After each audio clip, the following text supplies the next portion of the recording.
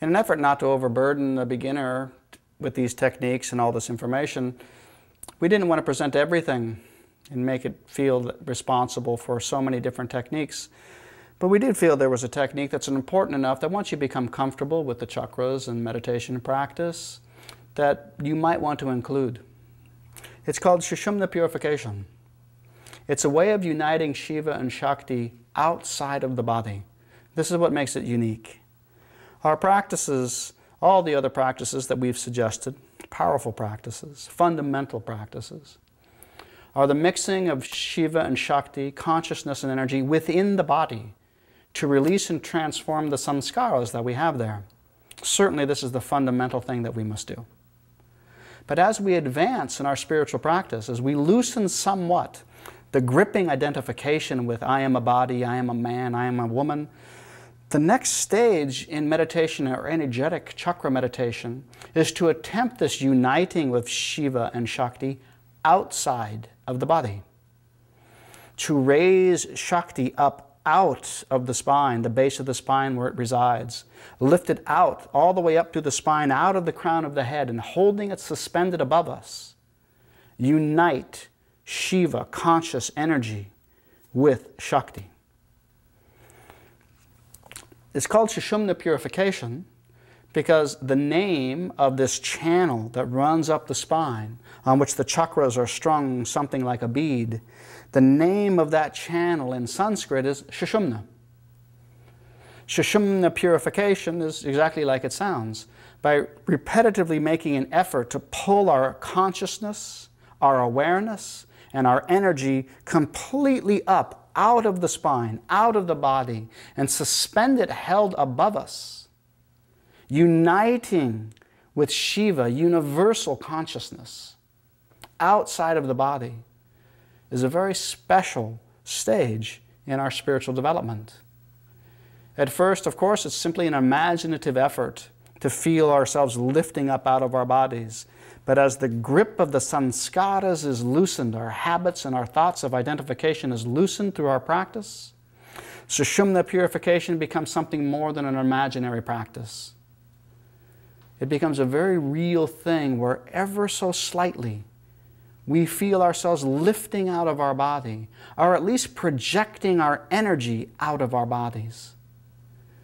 And this, if we can accomplish it, so the yogis say, is a sure and strong way to sever those cords of identification.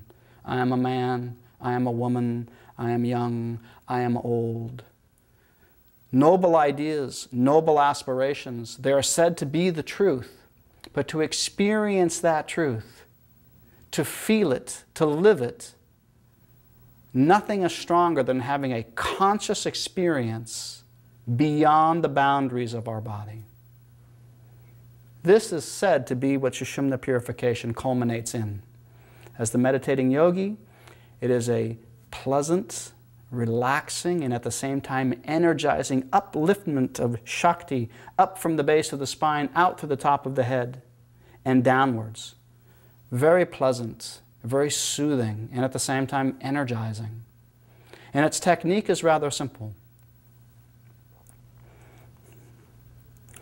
While inhaling, imagine pulling Shakti, usually imagined as red in color, draw it up from the base of the spine, racing up through the Shushumna, out through the fontanelle at the crown of the head of the skull, and up above the body, several feet above the body. While holding the breath with the throat open, feel our Shakti uniting with a divine, universal Shiva consciousness. And then after a few seconds, bring this Shiva-infused Shakti back down through the crown of the head, down through the spine, striking strongly against the tailbone to stimulate more Shakti to rise up on the next inhalation. Suspending it above our head for a few seconds, gently descending that Shiva-Shakti energy back down to the base of the spine on the exhalation. In continuous rounds of inhaling up out of the spine, suspending and blending Shiva and Shakti, And exhaling and bringing this energy back down through the spine, we slowly accomplish Shushumna Purification. This will make it easier for us in the advanced stages of practice to slowly sever the identification we have with our body.